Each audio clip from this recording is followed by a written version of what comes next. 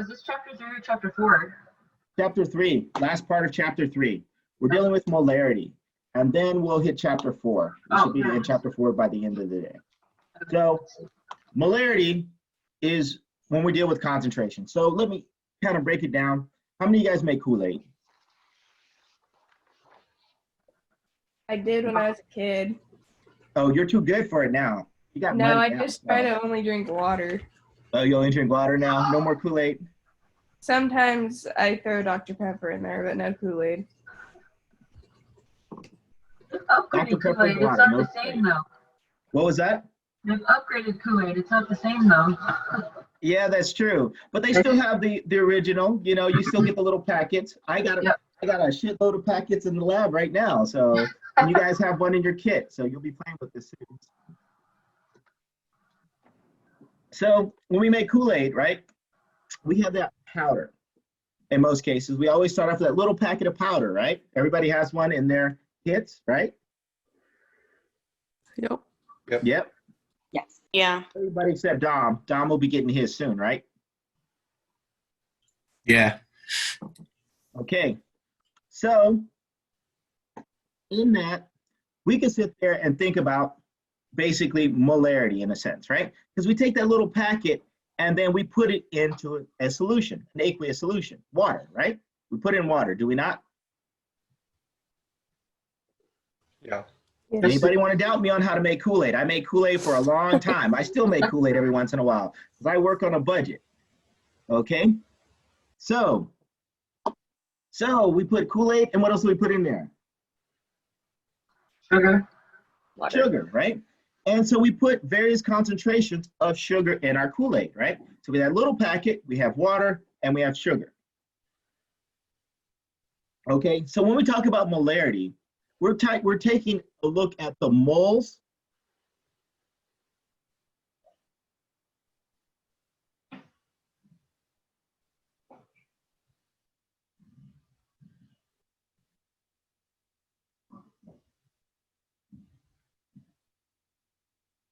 it's going to be the moles of our substance, whatever we're looking at, over the liters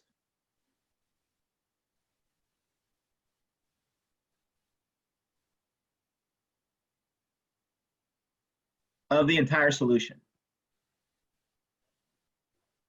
So when I talk about that solution, that Kool-Aid solution, it's Kool-Aid, it's sugar, and it's water. So it'll be the volume that is occupied by that Kool-Aid, the sugar, and the volume.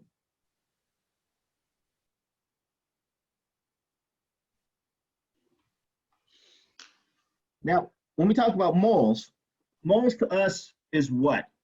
Is it mass? Is it quantity? Is it volume? Is it pressure? Is it temperature? It's quantity, right? Yeah, because it's how much of something you have. That's right. It's quantity, right? Quantity. That's how we define it. Moles is quantity, right? And we know that like moles, like a dozen equals 12. We know a mole equals what? Avogadro's number. 6.022 times 10 to the 23rd. That's right.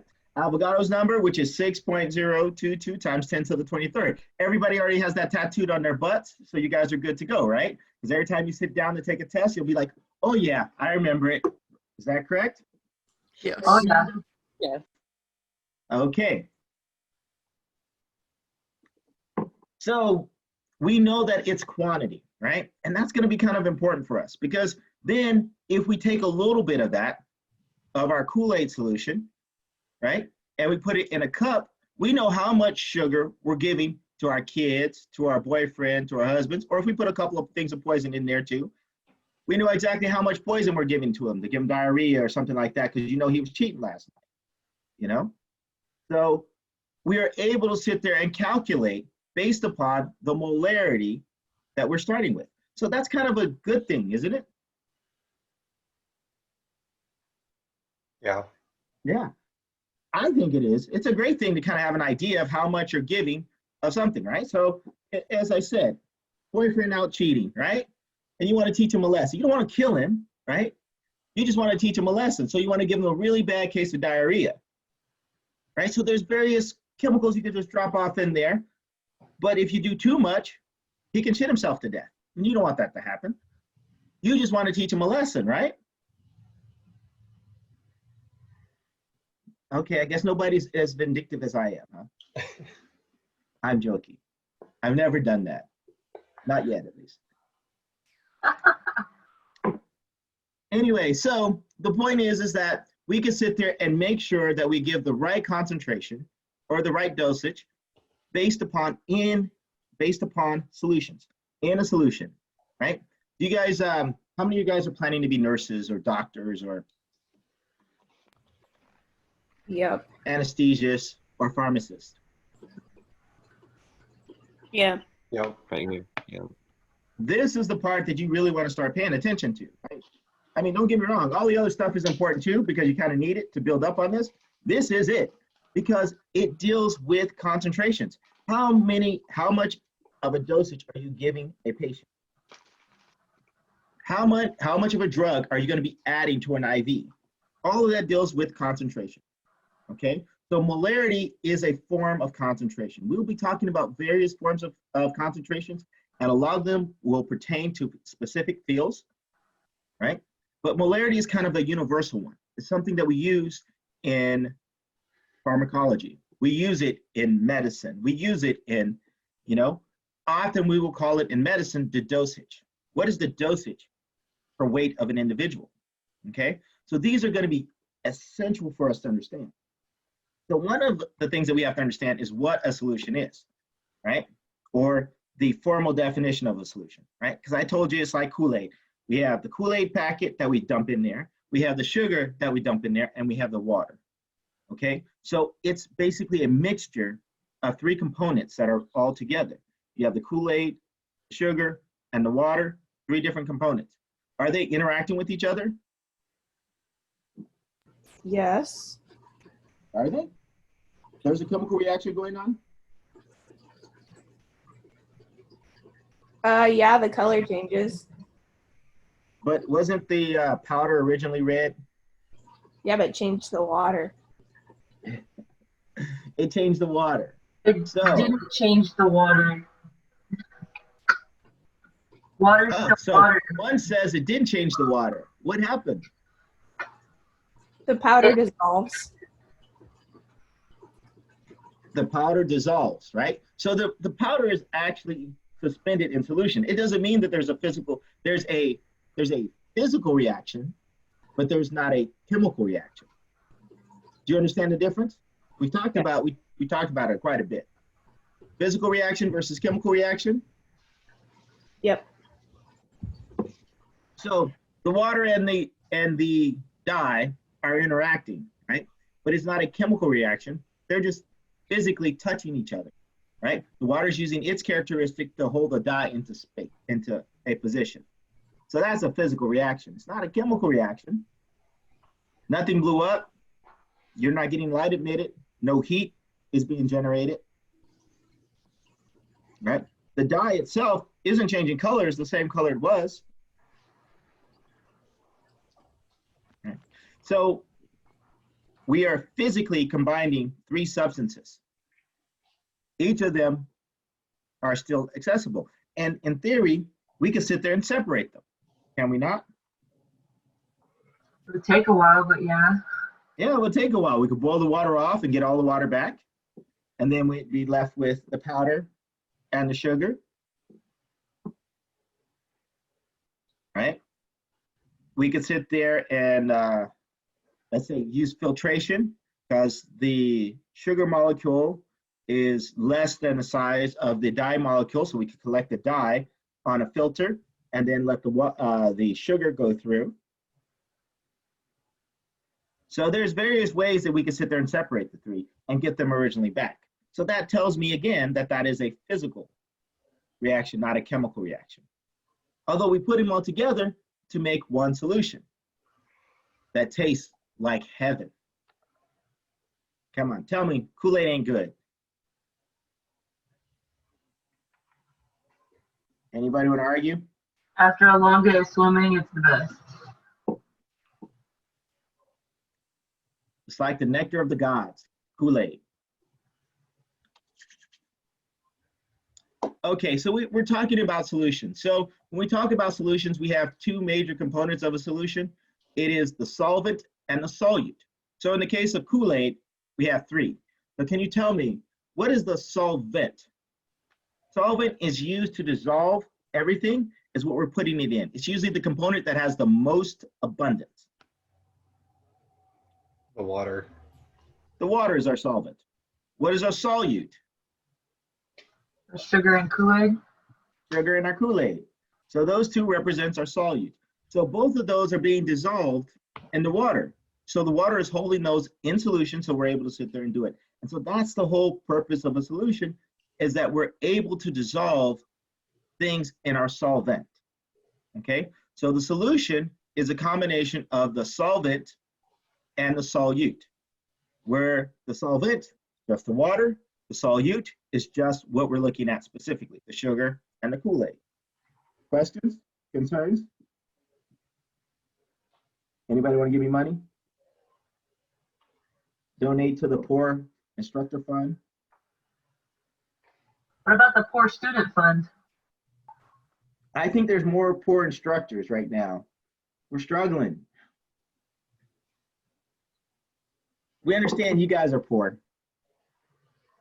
So we try to hit you up now. So maybe when you get money, you can start donating to the Poor Instructor Fund. Okay, Abby, you're gonna help me out, right? Yeah. So if I was making salt water, salty, warm, salty water, because I had a sore throat.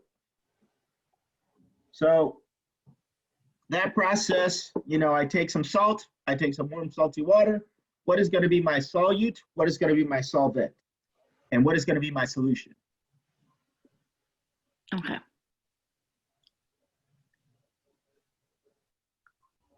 Would the solution be, okay, hold on. Let me start for the solvent. Okay.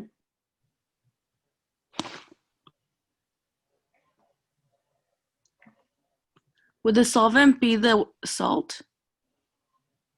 Nope, the solvent would not be the salt. Okay. Okay, you get another chance.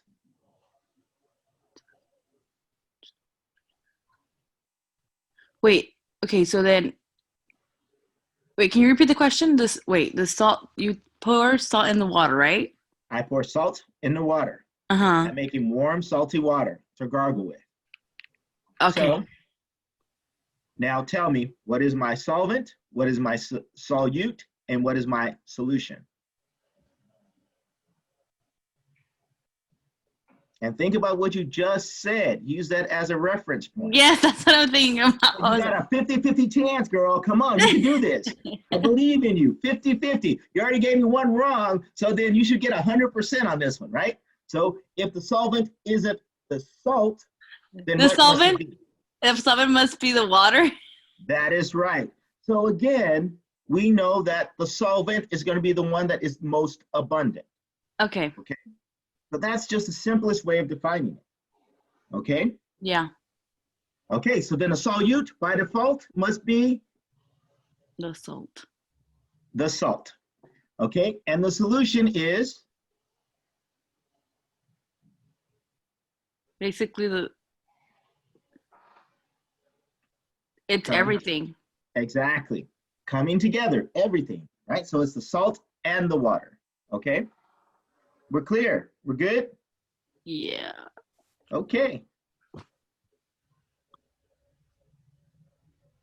Okay, so the way that we often will describe solutions, we'll define them as either concentrated or dilute, right? So you guys see those little packets of Kool-Aid now that they have already in solution? Yeah. I bought some the other day. I was making homemade Jello shots for my sister. She was having a little get together, and for her teachers to celebrate school starting. So I bought some of that concentrated, and I had, you know, regular bland old Jello, right? And so we made some homemade Jello shots and everything like that. So it was pretty cool. Very unique flavor. So anyway, I took that, right? And I put that in the vodka and in my gelatin and all of that. So, and then we put in a whole bunch of water, right? So that little vial there, would that be concentrated or would that be diluted? Concentrated. Concentrated, right? So concentrated basically means high concentration. It makes sense, concentrated, right? So concentrated orange juice, right? You used to get those frozen packs of orange juice that was really compact and they took out most of the water. And so you're just throwing in a brick of just strong flavored juice, right? And then we put in the water to dilute it down. So dilution, right?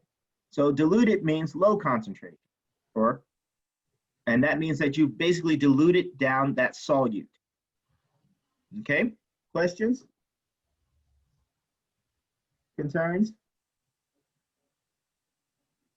Okay, good. Okay, so we've already talked about molarity. Molarity is going to be equal the moles of the solute over liters of solution.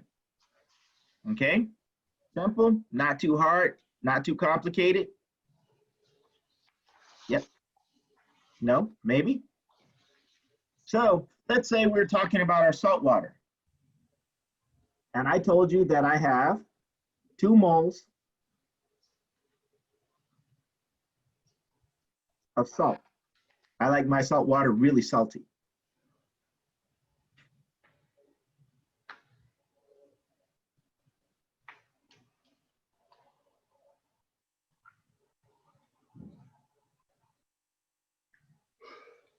And I'm bringing up my volume. So the total volume of everything is going to be 2 liters. I'm making enough salt water for the entire week because I gargle a lot when I have a sore throat. 2 liters of solution.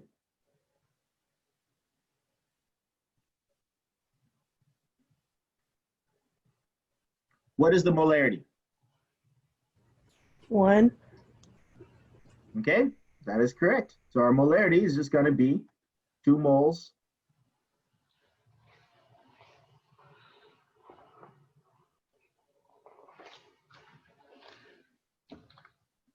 over 2 liters.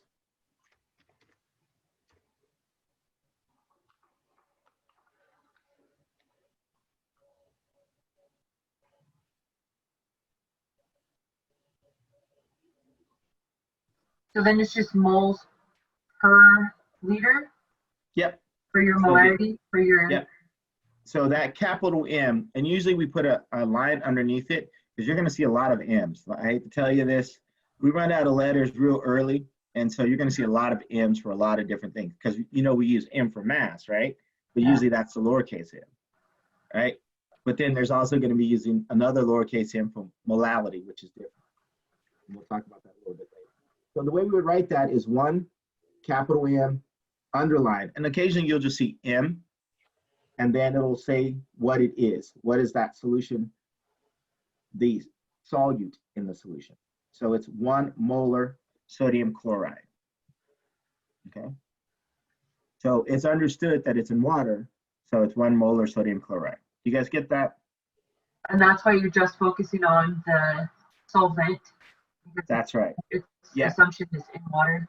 Yeah, because You water is disregard just it. going to be used, the solvent is basically used as a carrier of that drug or that Okay. chemical. Oh, okay. Okay. So we're just using it, the solvent is just being used as a carrier of the solute. Okay, that's kind of like if you think about Kool-Aid. What is Kool-Aid? It's just sugar and flavor, right? We can care less. As a kid, do you care about the damn water? Because if you think about it, I can tell you how I made my Kool-Aid as a kid. I put in like 4 cups of sugar, 1 packet, or actually I put in 2 packets, and then I put in half the water I was supposed to, right? And that would be my Kool-Aid, right? So what do we use as a kid Kool-Aid for? To drink. Yeah, we You use it to take drink, sugar. but we use it to drink what? Sugar, right? Sugar. We can care less about the water, right? Mom makes me put the water back in. If it was up to me, I just eat the Kool-Aid in the packet, mix it together, right? Isn't that what those pixie sticks are? Yeah, those are good. Uh-huh, exactly. My point, exactly, right? So we're just using water as a carrier for the sugar and the flavor, That's all we're doing, right? Or we could just go buy pixie sticks and get the same thing, right? Are you there with me? Everybody with me? Yeah. Yes. Mm-hmm. Anybody not getting it?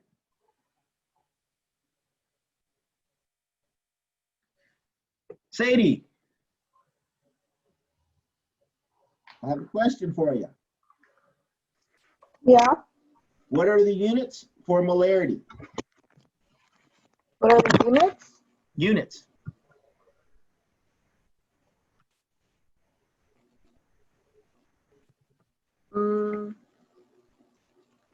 MLL.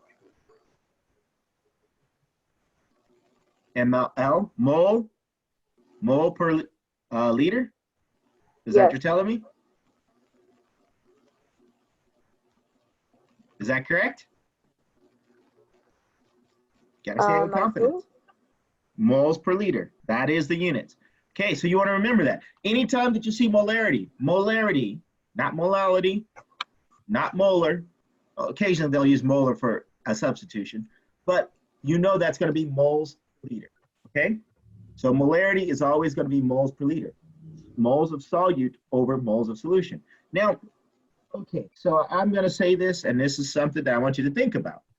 So if I had 2 liters of water added to this, to my salt, would my molarity be the same as 2 liters of solution?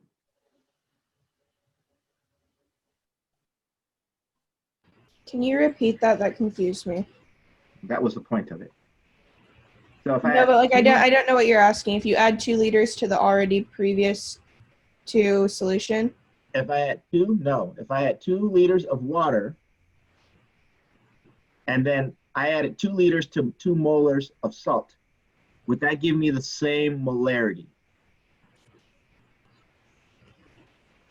so you have 2 liters of water, 2 liters of solution, and 2 moles of salt. No, I have 2 liters of water and 2 moles of sodium chloride. So And I this is a added new. these together, right? Would that give me the same molarity as 2 moles of salt over 2 liters of solution?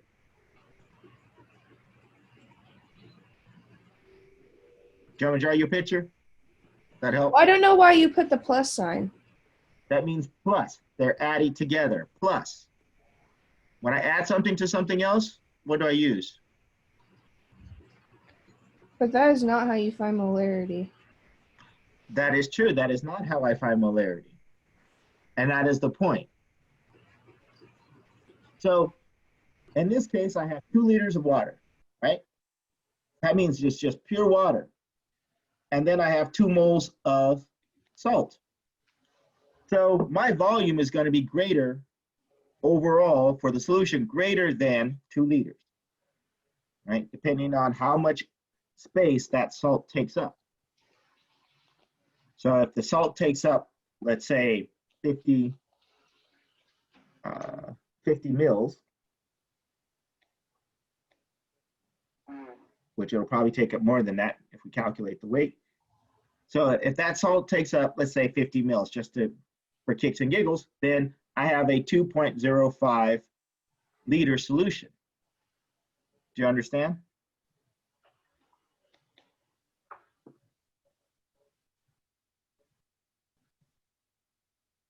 Maybe not. I'm a little lost right there. Wouldn't it be 2.5, not 2.05? If Oh, this is- no, because it's milliliters. You're right.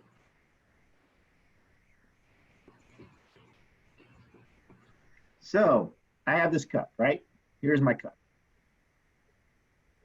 My cup right now is at 2 liters.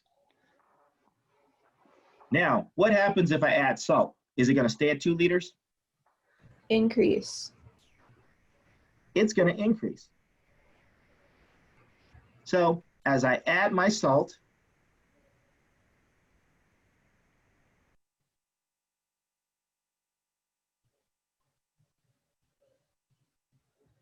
it's going to increase to another volume.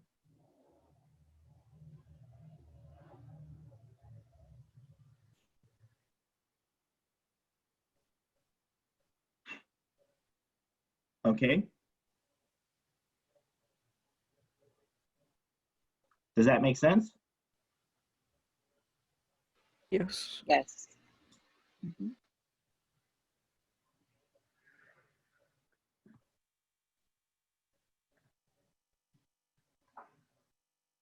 Oops.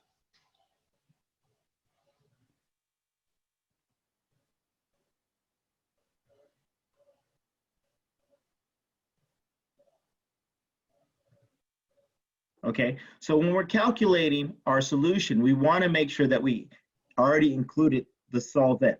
So the way that we would do that is when you're making a solution, you put in your solute,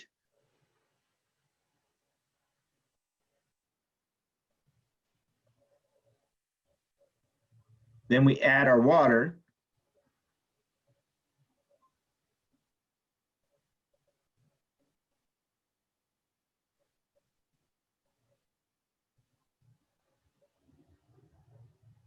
up to that volume.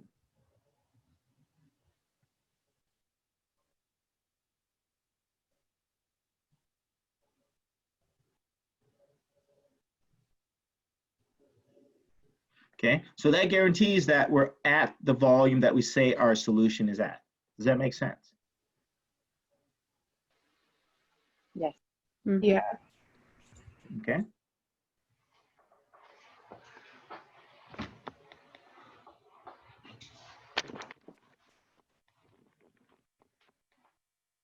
So that is the most common mistake made in laboratory chemistry. And also, when the pharmacists are first diluting down various drugs that are concentrated, most common mistake made. So in this context, they would often give the patient dosages that are less than what they were supposed to have. And let's say if it was an antibiotic, the result of that would be a patient developing drug resistance, or that their bacteria developing drug resistance to that antibiotic because it's not at the concentration it was supposed to be at. So this is one of the most common mistakes made, particularly from young scientists. Okay, let's see. A 355 milliliter soft drink sample containing 0.133 moles of sucrose, table sugar. So what is the molar concentration of sucrose in the beverage?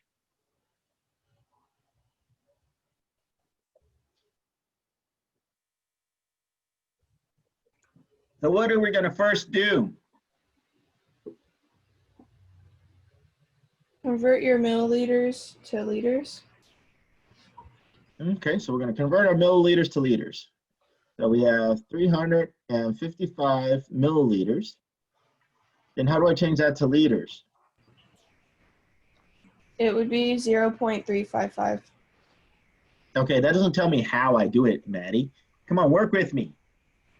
I know you want the answer, but we're not just looking at the answer. We're learning. 1 milliliter. 1 milliliter on top or on bottom? On bottom, so it cancels out. Okay, 1 milliliter. And then what's on top? 0.001 liter on the top.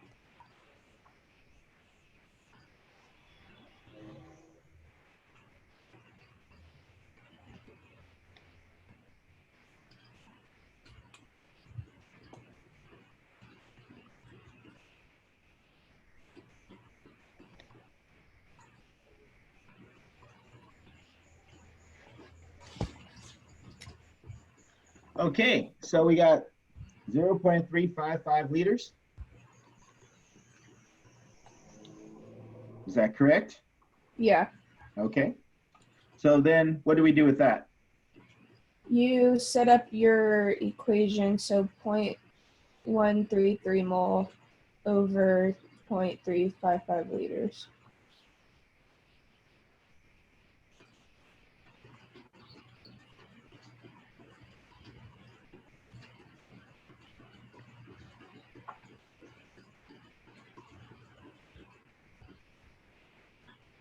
So moles of sucrose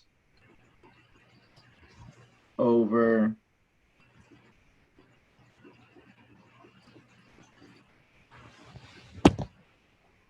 liters of solution. And that equals 0.375 if you round the last number.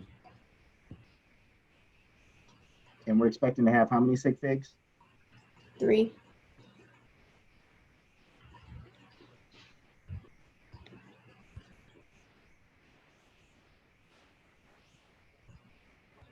Piece of cake? Mm-hmm. Yep. Okay, pretty simple, right? Not too hard.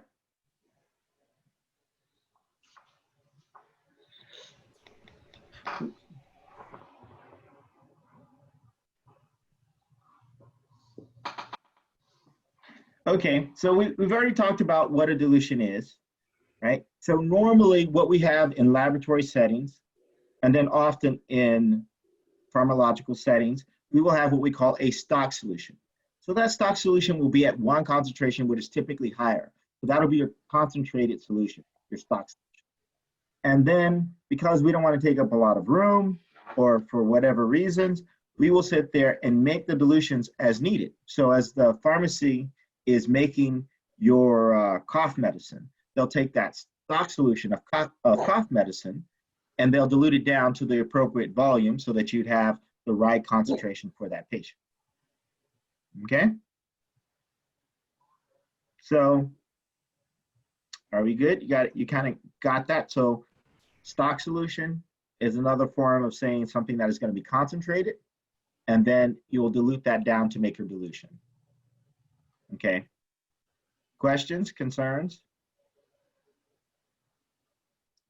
Yeah, no, maybe? No. Good. Okay, so let's look at the process that we would do that. Oops, got carried away. So here we have two solutions, right, of copper nitrate. Now, both of these solutions have the same number or the same quantity in them in terms of moles, right? But this one is concentrated, that one is diluted, right? So this kind of sets us up for a couple of things. So if I have a concentrated one that's at one concentration, I will use C, they're going to use M. And then, and the volume, whatever this volume is, that is going to equal to C2, B2. So all I'm saying is the moles that are in here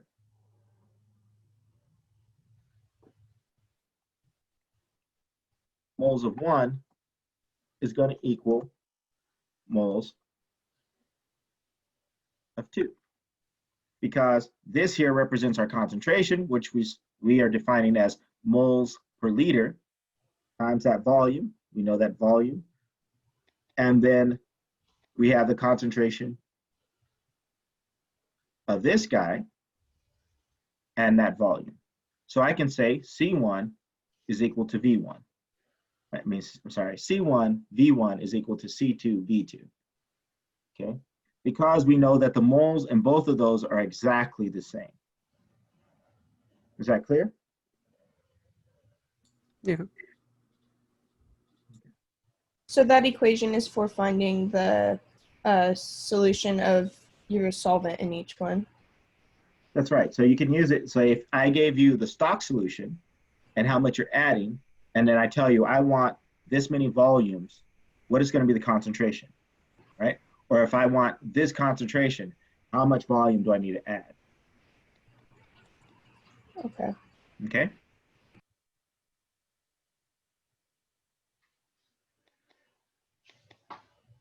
Okay, so this was what I was basically saying with the salt. So here we have potassium. So this would be potassium permanganate. So I have a mass of potassium permanganate that I can calculate to be the number of moles, calculate the number of moles. I'll put it in this is called a volumetric flask, right? The reason why we call it a volumetric flask because it is set up to only recognize a single volume, and it is exact in terms of how accurate it is. If you get it, you guys can hardly see it with this picture, but there's this beautiful line that's right here. If you get it right at that line, then you're perfect. So the first thing that you do is you pour your solute in, and then you bring your water up to that line. So you're at 1,000 milliliters in this case, 1,000 milliliters exactly. You take a look, they brought it exactly to that line. And so then you have your concentration of potassium permanganate. Simple? Yes. Okay.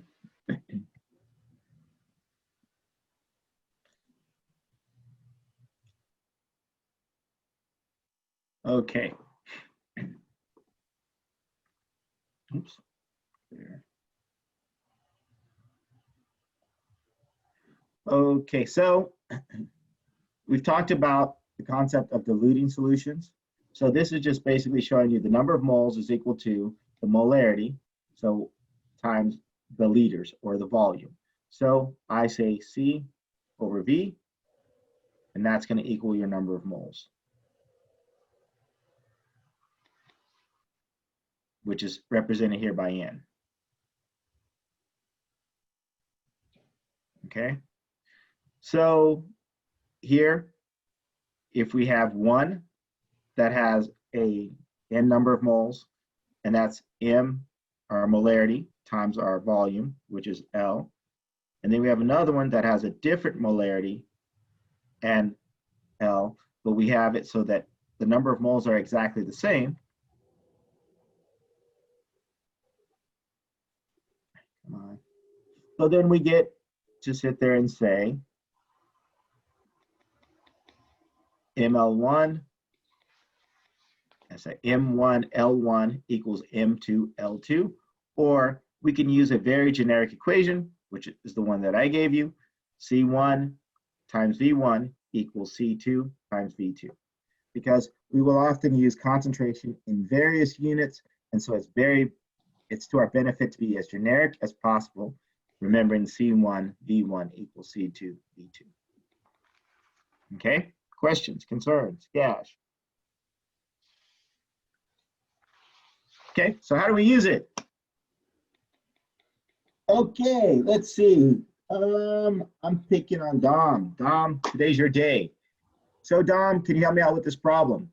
It says, if 0.850 liters of a 5.00 molar solution of copper nitrate is diluted to a volume of 1.80 liters by the addition of water, what is the molarity of the diluted solution? Okay, Dom. So where are we going to start? What is the equation that we're going to start off with? Would it be finding the molarity of it? Okay, finding the molarity of it. So this one already gives me a molarity.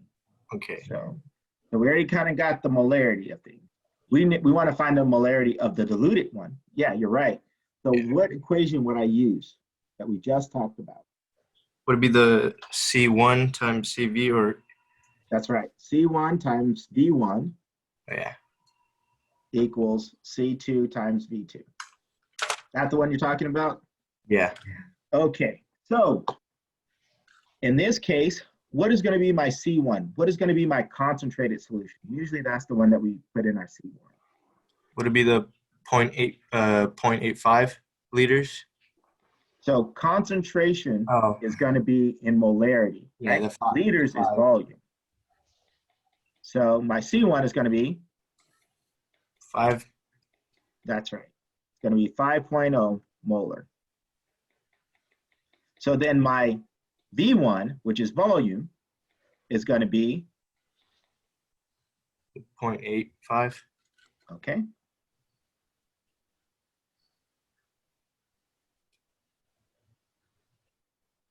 And the units, you always want to put those units in there. Don't forget the units. Okay.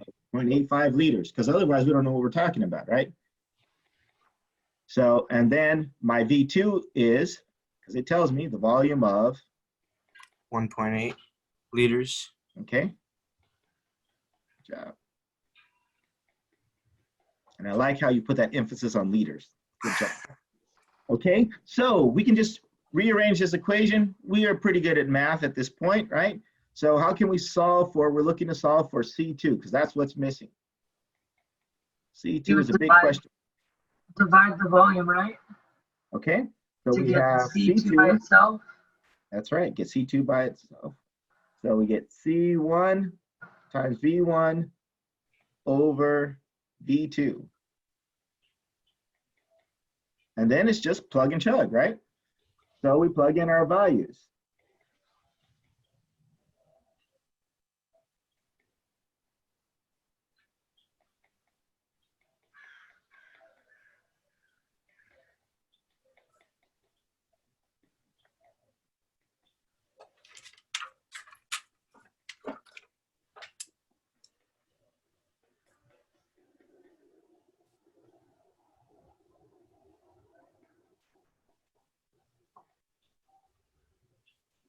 Okay, and if we pay attention to those units,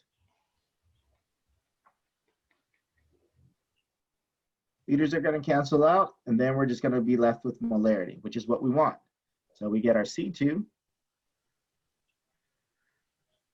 is equal to 2.36.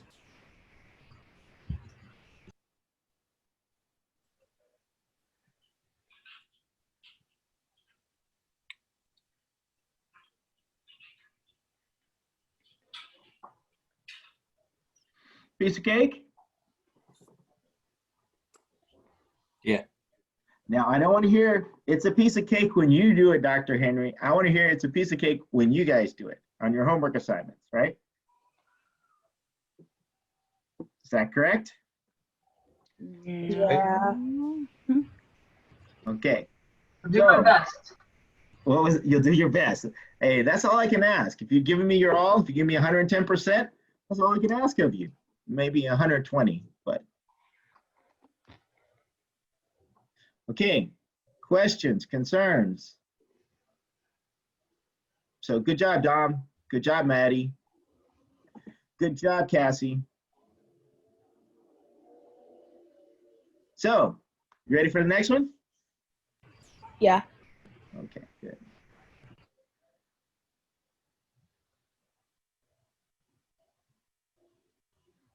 Okay, so as I told you, there are going to be other cases, right? Other cases other than molarity that we're going to be using. A lot of times we'll use mass percentage as well, right? And you're like, God, I heard mass percentage before. So in this context, when we talk about mass percent, this is mass percent of a solution. So that's going to be slightly different than mass percent. Well, I guess it kind of works out the same way. It's the same concept. The only thing that's going to be different is our mass percent is going to be mass of that component over mass of solution. When we did it before, we didn't just say it was a solution. We just said it was the mass of a specific over the total. So in that context, it could be a chemical compound, or it could be, we're talking about two different solutions, or two different chemicals that are not chemically reacting, okay? So in the case that's commonly, we think about this is mass percent in terms of bleach, right? So how many of you guys use bleach to clean your house? No. On white towels. On white towels? Yeah, my mom was notorious for using bleach on everything. And so I have pink underwear and, and stuff like that when she was still alive. And my sister inherited that same trait. So You know, I never let my sister do my clothes. I never asked my sister as a favor to do the clothes. I do the clothes typically because I don't like pink underwear. Nothing against pink. Pink is a really cool color. But if my underwears are white, I want them to be white. Okay. You wear tidy whities? Occasionally, I have all colors now. But when I was a young man, tidy whities fit into the budget so much better than all of the different colors. It's all about the budget. Okay, so now in the case of the bleach, right? So we often will have a concentrated version of bleach, and then we have a diluted version. But we wanted to determine the concentration. So here we go. Although it's written wrong. My bad.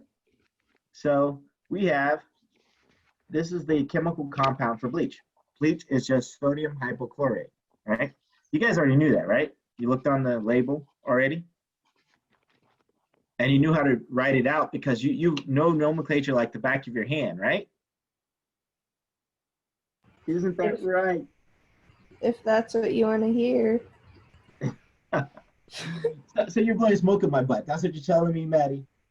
I mean, I don't go around my household chemicals coming up with the solution for them or the. You don't? That was one of the first things. Once I learned how to do nomenclature, man, I was like, oh, I know that. Oh, I know that. Oh, I know that, right? And that's how I learned. I'm like, God damn it. So I started looking up the chemicals, things not to mix together. You know, you always want to look for the bad stuff, right? It's kind of like when you learn the language. What's the first thing that you learn in the language? How to say hi. Hi. Okay, so you're a very interesting person. The first thing that I learned in a language was the bad words, right? That was the very first thing. I learned how to say, you know, F you in Spanish, in Chinese, and Japanese, you know, those are the first things. That first thing I asked, so how do you say this, you know, to people that I knew who spoke those languages, right? I never asked them, well, of course you say hi, of course, hi, and then you get to the meat of it. You're right, you're right. So I always try to find out the bad components of things, right? So what could happen? What could I do with this stuff other than, you know, use it for cleaning, you know? None of you guys do that? If it tells me it's for Windows, I use it for Windows. If it tells me use it on wood, I use it on wood. Okay. So you're telling me we could learn how to make meth like Walter White? Breaking Bad. Yes, I'm technically saying that. I'm not telling you to do that. I'm not telling you to do anything illegal. Now, that's all on you, you know.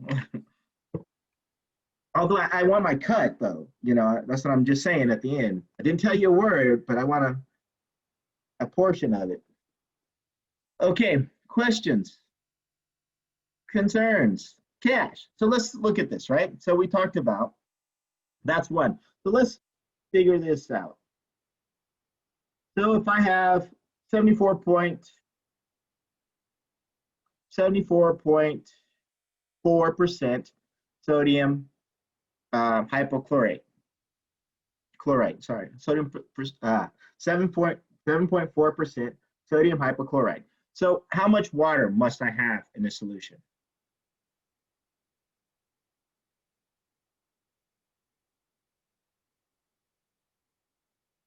Now, again, this is based upon mass, right? So this is based upon mass percent.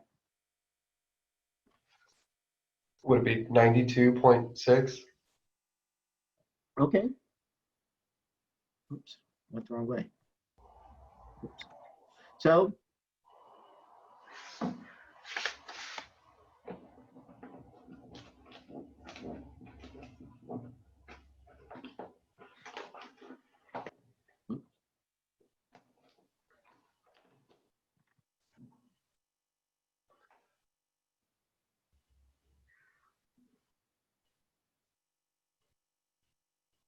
okay, so let's say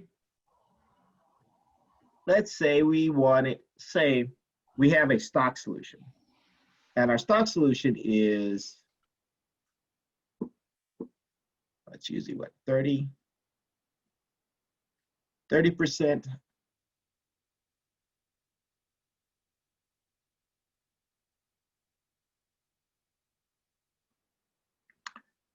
Okay. and we want to make 2 liters. Oops, giving you answers here. 2 liters of that 7.4%, which is what is the normal household bleach is, not the concentrated version.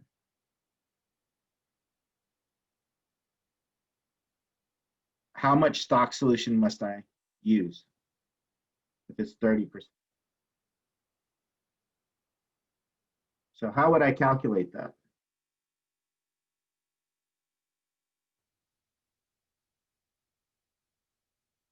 Oh, by the way, good job, Matt. I believe that's what it was. I could be wrong.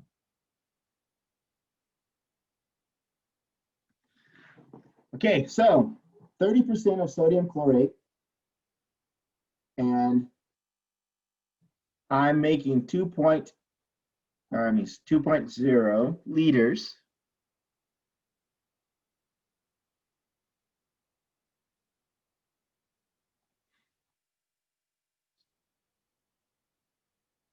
And I want to know how much of our stock solution must I add?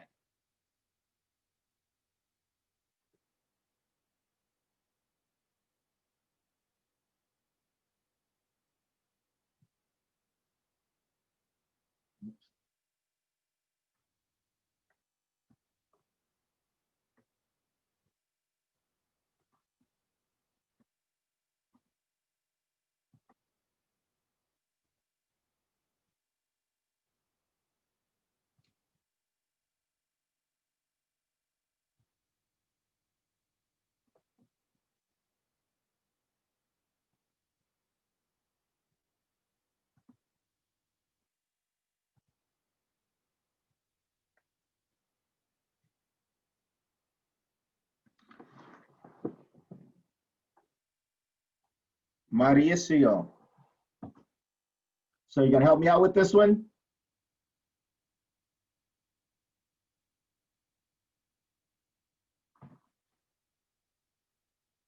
Are you there? Anyone there? Leslie, you're there. Yes. Okay, so help me out.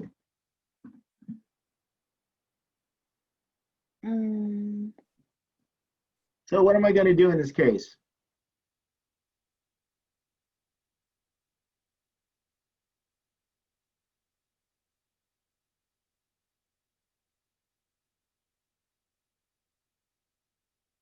What is gonna be the equation I'm gonna start off with? Would it be the 7.4%? And then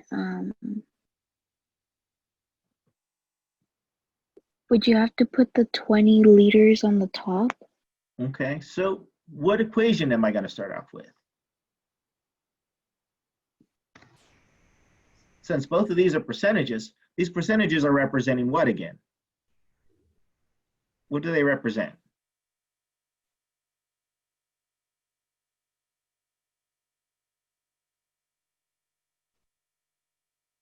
Anybody want to help her out? What do they Mass represent? percentage. Of the percent, it's concentration. So it's going to be concentration, right? So again, we're working with concentration. So what equation can I use that I know works really well from diluting solutions or concentrations? Your CV equals CV. C1 D1 equals C2 V2.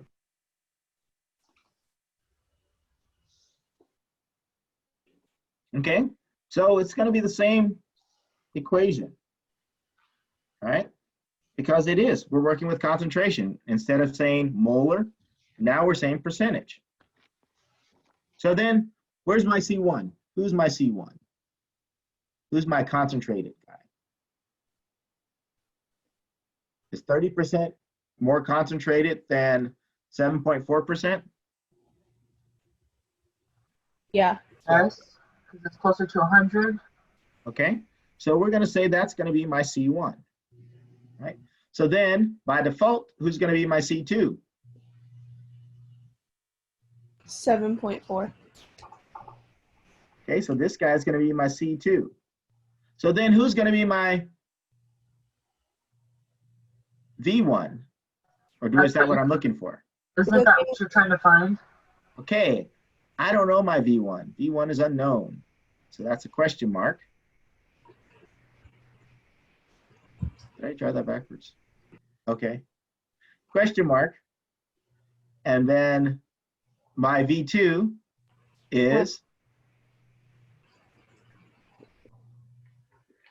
okay, so then I just rearrange my equation and I'm solving for V1. So how can I do that? What am I going to get?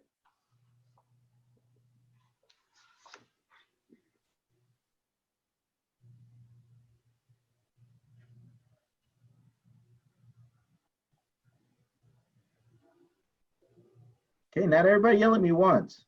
God, you guys talk too much. Who didn't have their coffee this morning? Me. I know, I call myself making a mocha this morning. It is not strong enough. I usually do a double of a coffee. This time I did coffee and cocoa. It ain't working the same. Okay, so if I plug it in. 4.93. Okay.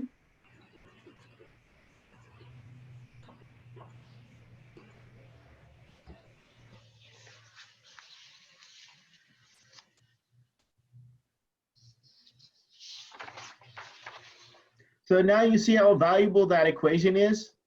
The fact that we can use it. We can use it regardless of how we define our concentration. It works out. Long as they're in very similar units, right? The problem is if we use one in molar and one in percent, then that's going to be different, right? Yes, no, maybe? Or am I just talking to myself? Dr. Henry, will you remind me where we got this 30%? I gave you that. That was your given. Oh, okay. Yeah.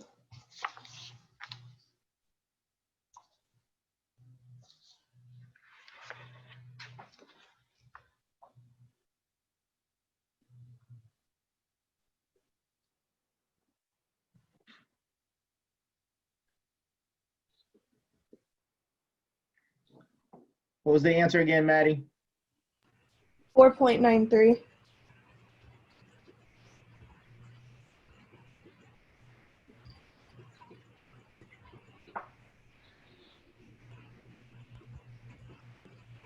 No, 4.93.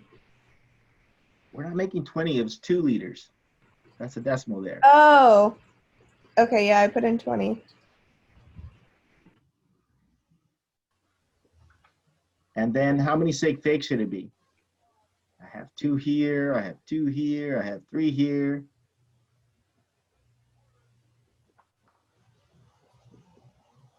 Would it be 2 sig figs? 2 sig figs. So 4.9.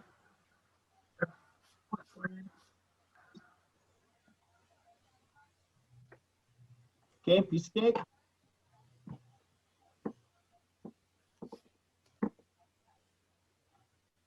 This whole time I thought we were doing this to put it into the mass percentage. So I'm sitting here waiting for it and we used a complete other problem. Okay, piece of cake. Mass percentage is simple, right? Component. We could do a mass percentage of Kool-Aid, right?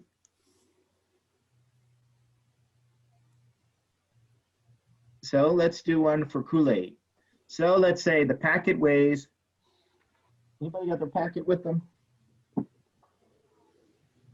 course, I don't have mine. I'm gonna say it's probably like 1.3 ounces. So, which is, so, let's see. Ounce weighs.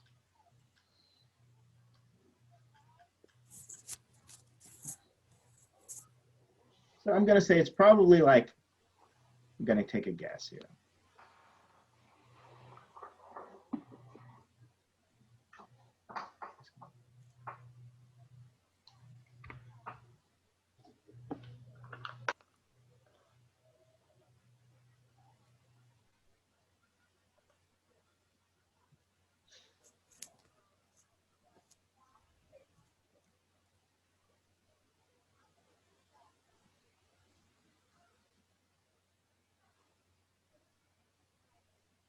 It weighs 3.6 grams.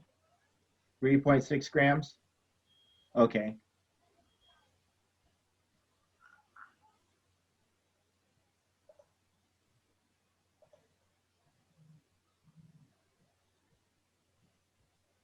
Okay, so our packet weighs 3.6 grams. How much water are we adding? Roughly.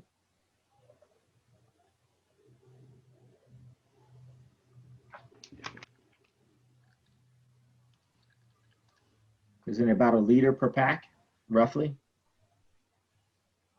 I just kind of go till it looks good. Okay, so let's assume a liter. Okay, so we're gonna add a liter of water. So we're gonna bring the volume up to a liter of water. Okay, so our total solution is gonna be about a liter, and we're gonna take some crazy assumptions here. So we're gonna assume that the density of Kool-Aid is gonna be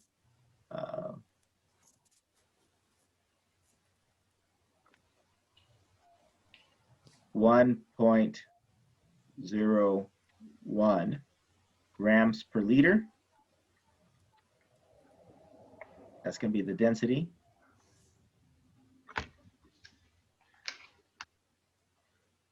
Of Kool-Aid. Oops, isn't it K? Sorry. Kool-Aid. Okay, so how many grams of solutions will I have?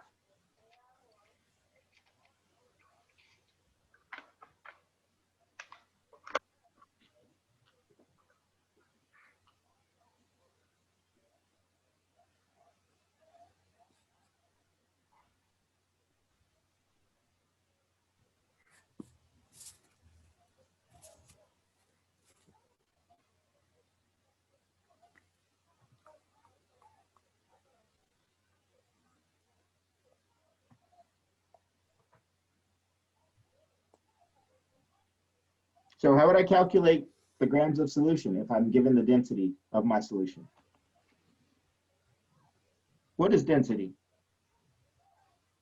Mass over volume.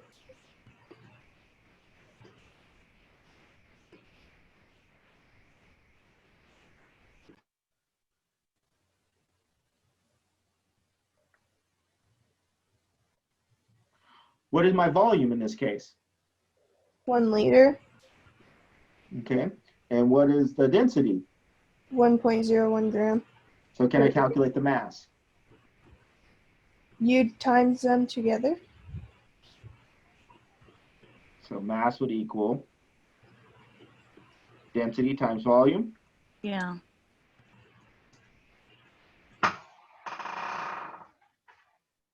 Let's not make this so exact. Let's give it some decimals here, otherwise we're going to lose a few things.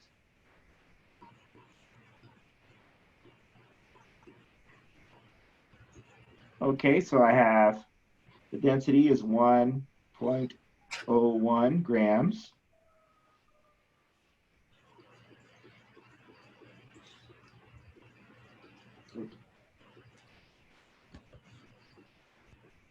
Per liter, although it should be milliliter, but we're lying.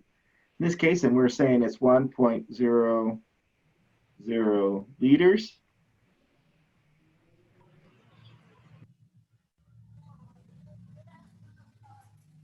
So my answer is 1.01.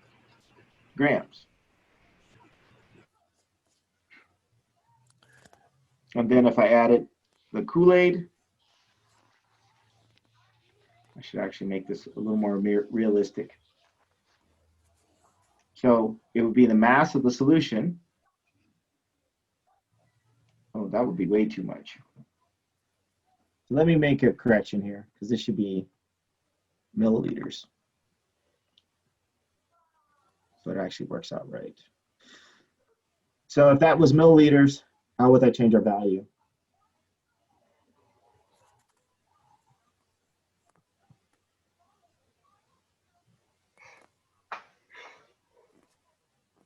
How many milliliters are in a liter?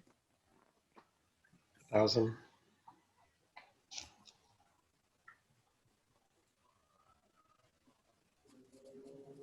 So then milliliters are going to cancel out. And then we then multiply this by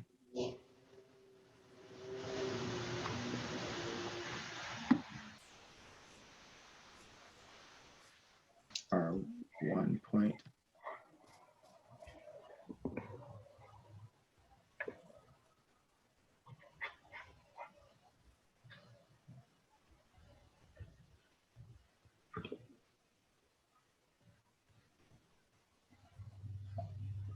Okay.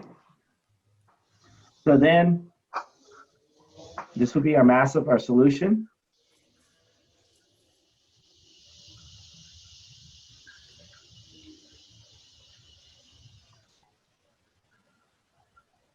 So we'd have 3.6 grams of our Kool-Aid.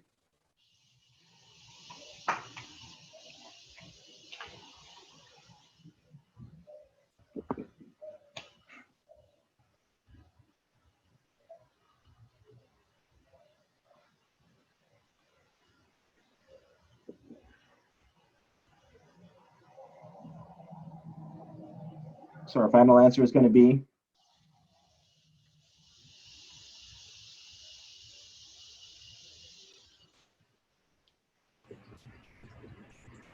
It's 0.00356.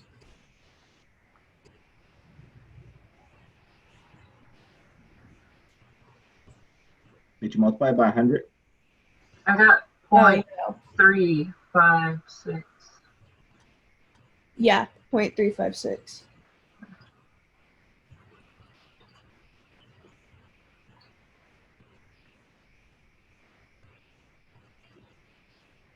But wouldn't it be just 0.36? Because 36 are 2 sig figs? That is correct. Okay. Good job.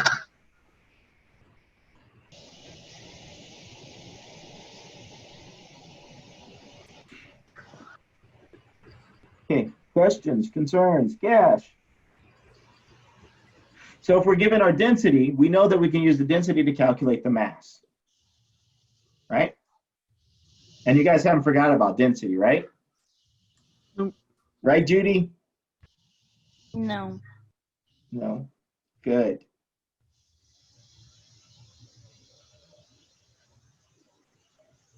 Okay, questions? No questions? You guys ready to move on? Yeah. Okay.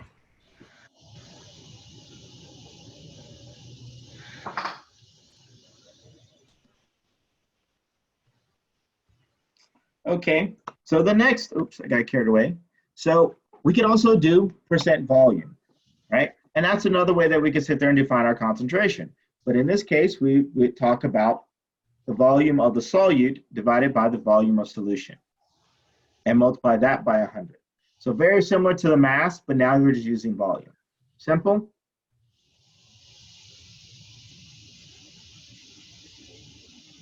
So let's say we're talking about cocktails, right? So in this case, let's say we're talking about vodka. Let me type this up. So if I have 200 mils of vodka,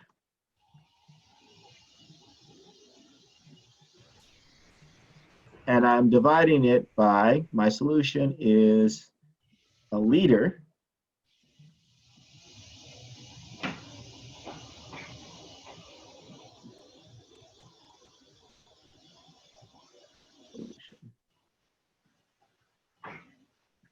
So this guy is, we'll say,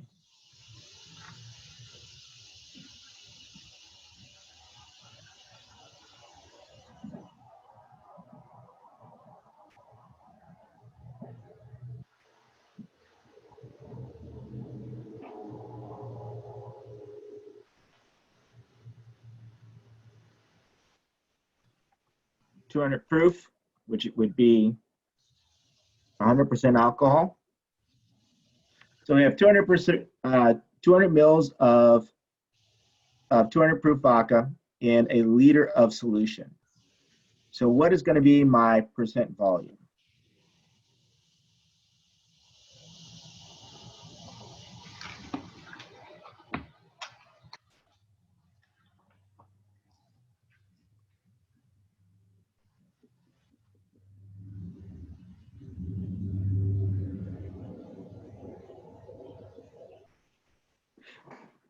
Okay.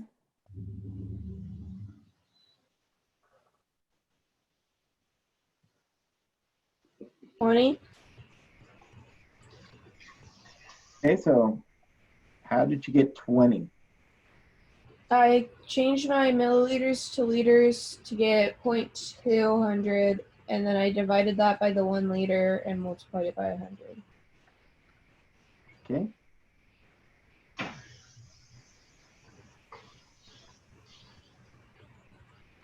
Dr. Henry, you know vodka is not spelt like that, right?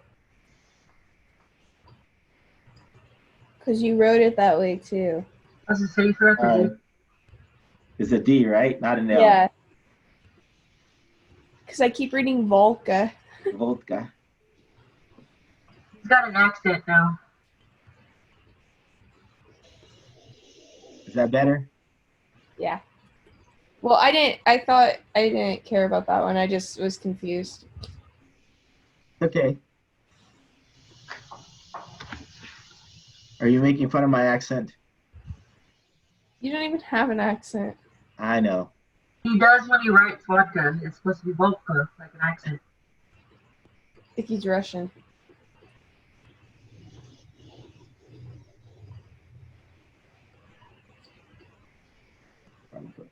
Put a decimal there. I got to remember that. Oops. So that changes to liters. Yeah. And then you said we have a that- liter solution. Yeah, so you put that over the 1. Okay, so we have 0.2.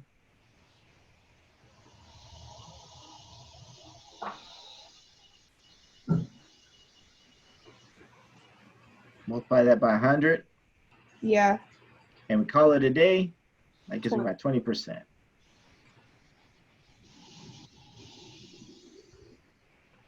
Of vodka.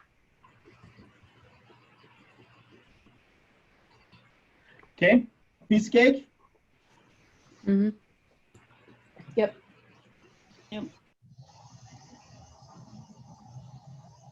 So you guys can see how we're using all of these different units.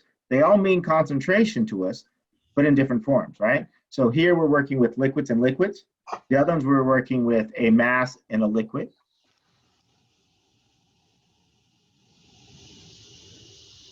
So we can also do percent mass volume percentages, right? Where we have one in mass and the other in volume.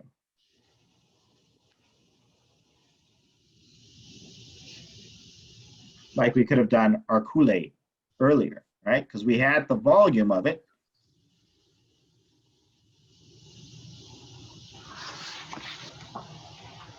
We had a liter.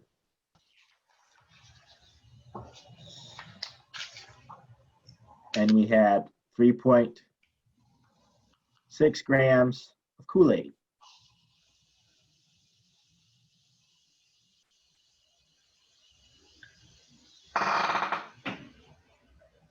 Okay.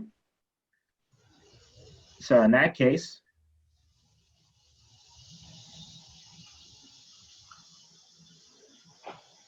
we'd have 3.6 grams. And typically when we do mass over volume, it's typically done in grams per milliliter. So in this case, a liter is equal to 1,000 milliliters. We multiply that by 100. And then that gives me my percent. Mass per volume.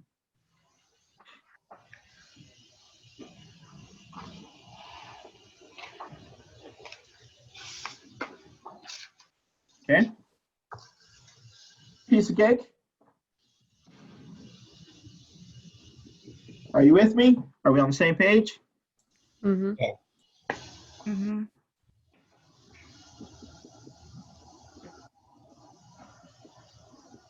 Okay. So often we're going to be using these different concentrations in different atmospheres. Like, so here we're talking about physiological saline in this bag, which is 0.9% mass per volume. So that lets me know how much salt I have in a particular volume, right? So we look at our blood levels, our glucose levels, right? So then in that case, we're looking at milligrams per deciliter, right? So that's mass per volume, right? And so we use a lot of different means of concentration, particularly in the US, right? More so than other places. We're not as uniformed about it, okay? So we need to be flexible and we need to be able to understand what that means, right? Are we good? Yeah, no, maybe? Mhm.